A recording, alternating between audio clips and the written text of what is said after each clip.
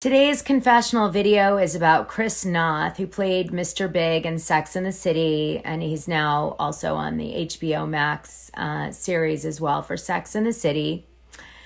Mr. Big, it turns out, is Mr. Creep, and that's what this video is about, because it would appear from all of these allegations from multiple women that have been pretty substantiated in regards to different periodicals who've called people to verify their stories, that Mr. Big is a predator, and he was really gross towards women, and while he was married at that. So I was going to do a gossip video, but instead I'm going to cover Chris Noth and his sexual assault allegations to make sure that nobody misses it. The way this went down was one victim of Chris Noth's reached out to Hollywood Reporter. She was a journalist and in the entertainment industry. She was concerned about letting people know who she was for retaliation on her. And so as a result of that, she anonymously reached out to the Hollywood Reporter with her story of how Chris Noth treated her, and as she digested the situation, how she felt what he did was really aggressive and wrong. And she was ashamed and still told the story, which I'm so glad she did, because now other accusers have come out based on the fact that she was brave enough to do so. Now, the fact that she reached out to the Hollywood Reporter is pretty impactful. The Hollywood Reporter, being an entertainment industry magazine, would never have written this story to hurt Chris Noth unless they'd been pretty sure that they would validate it, because the Hollywood Reporter is essentially, funded by advertising related to different networks and movies. Right? That's who advertises in their magazine. So for them to publish something so damaging about Chris Noth and thereby damage, in a sense, HBO and Sex and the City and all of the things that Chris Noth is related to, shows that they, really believed in this story, and they really believed it was important to write, and that they had validated it quite a bit. So this story has legs, and it is not going anywhere, just based on the fact that the Hollywood Reporter decided to be the ones to publish the story. So I'm now going to tell you the story, and then I'm going to give you my opinion about it. So the journalist that came forward is using a fake name, and her name is Zoe for the purposes of the Hollywood Reporter article. And what she says was that, now you have to imagine that Chris Noth is 27 years older than Zoe. So when she met him, he would have been much, much, much older than her. Okay, now I'm going to tell you the story behind this. She's like I said, she's 40 now, and he's 67 now, or around there and abouts. So basically what happened was, after she graduated college in 2004, and I am going to kind of look down a few times because I want to make sure that I'm not forgetting some facts.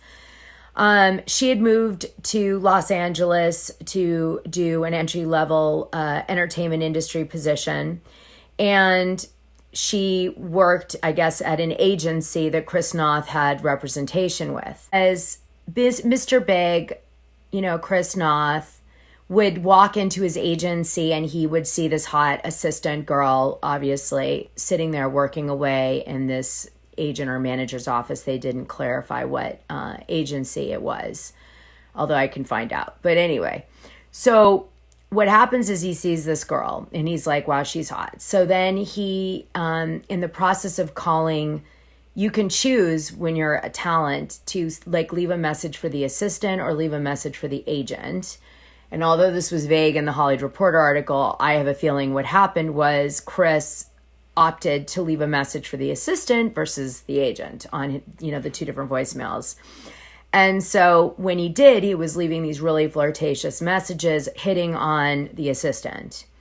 I'm assuming this is an agent and not a manager from the way that they describe it in the Hollywood Reporter. She was absolutely starstruck by Chris Noth, because at this point in time, he had already done the Sex and the City television series and was known as Sarah Jessica Parker's hot, rich catch, Mr. Big. And, some people have trouble separating an actor in real life from the persona that they, especially in an iconic role like that they played. So they think, sometimes they think like the actor is the person they played. They can't separate that there are two people there, right? Like a pretend person and a real person. So naturally, she was attracted to him from watching him on Sex and the City a little bit. Or at least like, I can't believe this big star likes me. Anyway, Chris Noth invites her at one point to his swimming pool in his West Hollywood apartment. And it just so happens that her friend from the East Coast was visiting because that was where she was from. And when he gets her to the pool, he does come up and hang out with her. But he asks her questions about like a role that he's considering. And he makes her feel empowered that he wants her opinion about his show business direction, which obviously is quite flattering that a big star would want, let's call it a junior agent for lack of a better term, because they haven't said that in the Hollywood Reporter article, but I'm thinking it was either an assistant or someone aspiring to be a junior agent at a major agency. And so to get his asking for her opinion on movie roles would mean that she's really going places and like she is she's bright and special. But this is not where it ends. And this is where the predator component comes in. He says to her, I'm going to leave you the book on this movie role that I'm looking at so you can continue to read it. And then when you're done with it, I'm going downstairs to my apartment. Just bring it back to my apartment and obviously have fun with your friend at the pool. So she goes down to his apartment to give back the book. She also, by the way, has a friend in the same building that she knows that's like, lives there. And so she goes to bring the book back. And when she gets to the door, he opens it and immediately he gets the book from her and tries to kiss her. And she sort of kisses back because she's sort of like excited, right, for a minute, like anyone would be, that Mr. Big is like that into her. And she was like, wow, I can't wait to like tell, like he liked me or whatever. Cute, Well, the problem is guys like that, they move fast. Now, I love the detail, by the way, of this woman's story because it is so important that women hear it because this is always the way it's done. I mean, I've had similar situations like this. They didn't end up necessarily in rape, but where I was scared. Like it went that fast. It goes 0 to 60 and that's how they get away with it. So what happened was he grabs her immediately, like pushes her into the bedroom. I don't know, like trying to make it like maybe whirlwind or romantic, but really what he's doing is he's trying to make her have not enough time to react. Now she says, stop, I don't want to do this. She's like, slow it down, like what any girl would do, like wait, hold, stop, slow down, but not piss the person off, but still like get off me kind of thing. And before she knows it, he's yanked her bathing suit down and he's doing her from behind, looking in a mirror, and he's doing it really hard. Anyway, she says to him, can you at least get a condom? And he laughs it off. And I think she was probably just looking for a moment to kind of like stop it, right? And that was all she could think of, right? That might stop it. Anyway, she leaves the apartment, and I don't want to be too graphic, but she has to clean up. And she goes to a friend's apartment and in the building, and she's visibly shaken by her friend from the East Coast and the person in the apartment. She cleans up, she goes directly into the bathroom, and she comes out and she's just not the same person. And she, is in shock. So her friend notices so much of a difference in her as they're leaving the place that they start talking and pressing the subject, and what ends up coming out is that she needs to go to the hospital. And so she takes her to the hospital, and she's given crisis counseling, a brochure, and some medicine. Okay? So she does not want to disclose. She does disclose that she feels like she's been raped to the hospital, but she won't disclose by who. And that is because she's so scared. She also calls her boss at the agency she worked at, or the management company, because as I mentioned, they keep it vague. And in the process of doing that, the boss is mortified, and she is saying, I'm so sorry this has happened to you. Do you want to report it? What do you want to do about it? Now, this girl, Zoe, at the time was only 25 years old. And she was like, I don't know what I want to do about it. I don't know how I feel about it. Like, she was a wreck. Anyway, this goes on. And for years, she's completely having nightmares, and she feels violated, in the proper sense of the word violated, by what happened to her. And she's just, so she goes and she gets treatments and all these things. And when the Sex and the City HBO Max show comes out, she just was like, I can't.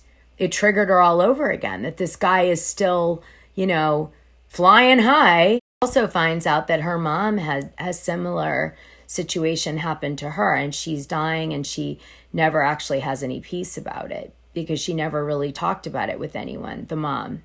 So Zoe doesn't want to end up like her mother in that way, like tortured at the end of her life by something that she never addressed beyond, therapy and all this.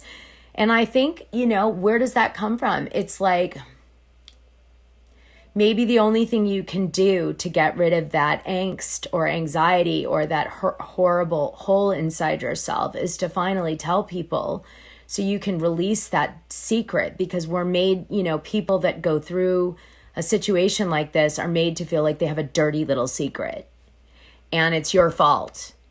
And it's not, and it's wrong. And actually, it's super therapeutic to come out against the person if you're brave enough to do it. And most women aren't, and I wasn't. So I really am so proud of Zoe.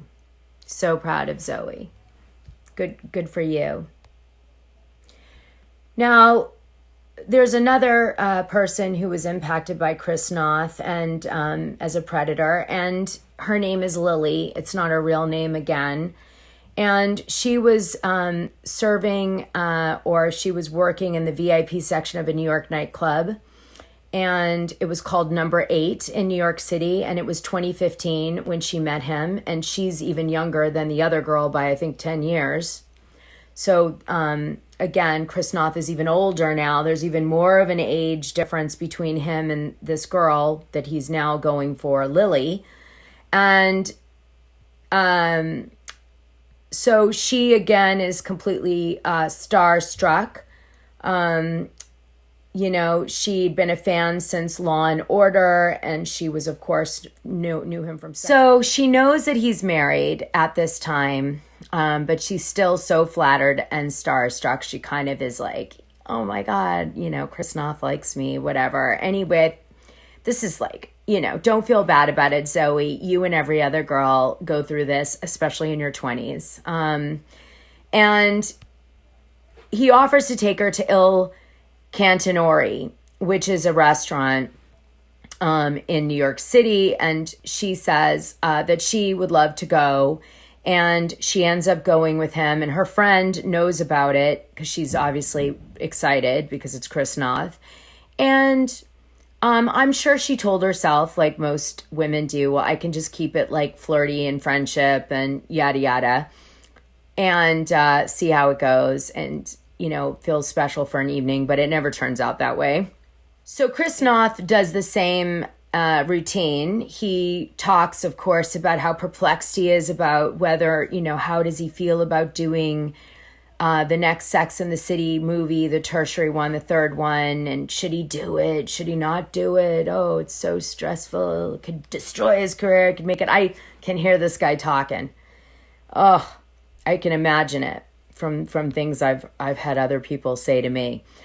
And then he says, what's her job? What does she want to do? What does she want to do with her life? Since she's working at a nightclub. I think he was part owner in that club, by the way. So then he says to her, listen, I've got this amazing whiskey collection at home and I'd love you to try it. Would you love to taste these amazing whiskeys? And he takes her back to his ridiculous mansion, which happens to be around the corner from the restaurant he selected.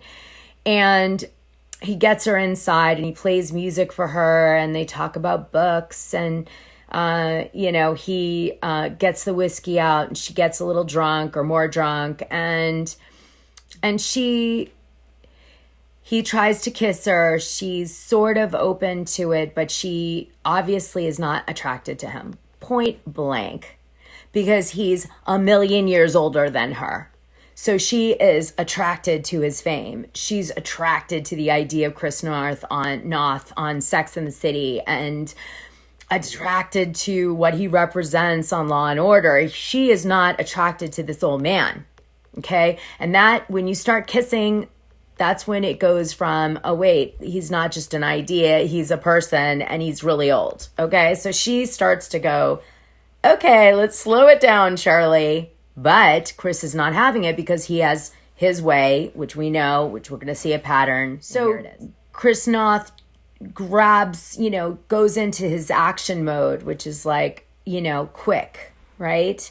So he, pulls down his thing. He grabs her head. He tries to get her to, what? And then, because this is YouTube, and then he turns around and he then is like, kind of moving her around, and he puts her in front of a mirror, and he's doing what he did with the other girl, and it hurts and it's not pleasant. And, she's actually at a certain point crying because it hurts so bad, I think, is what I got from the article.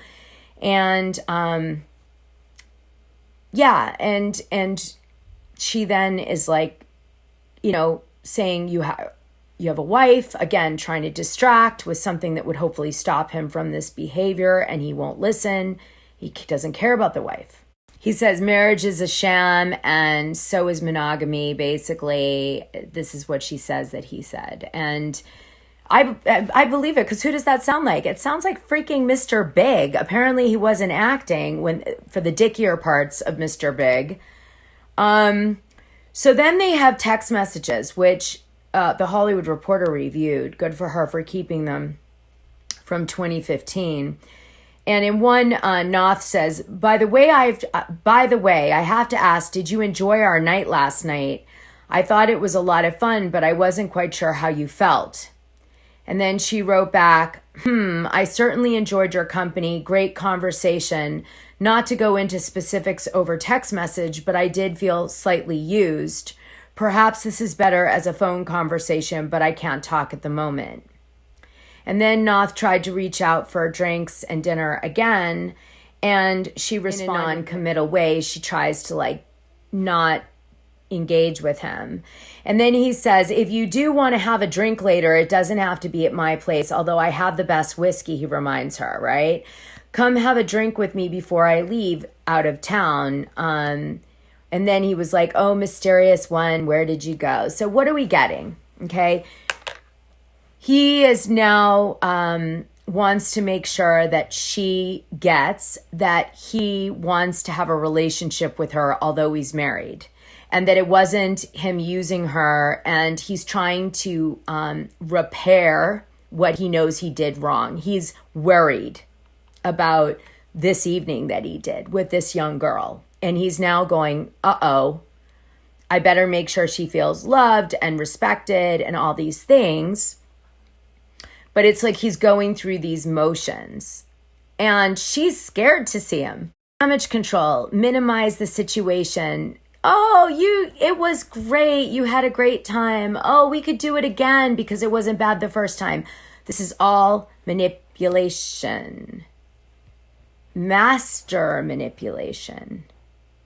Now we're going on to the next person. So the tea has been spilt for quite some time that Mr. Big dies in the HBO Max version or reboot of Sex and the City. I actually released that months ago as a spoiler alert, but if you want to know what happens kind of thing. So it's not like this is big news, but why I bring it up is that Mr. Big dying was what spawned this third victim to come forward. Also the testimony of these other women that came out publicly in the Hollywood Reporter. And this girl's name is Zoe Lister-Jones, and she's an actress. And she wrote this on her Instagram. Last week, my friend asked me how I felt about Mr. Big's death and just like that, and I said, honestly, I felt relieved. He asked why, and I told him it was because I couldn't separate the actor from the man, and the man is a sexual predator.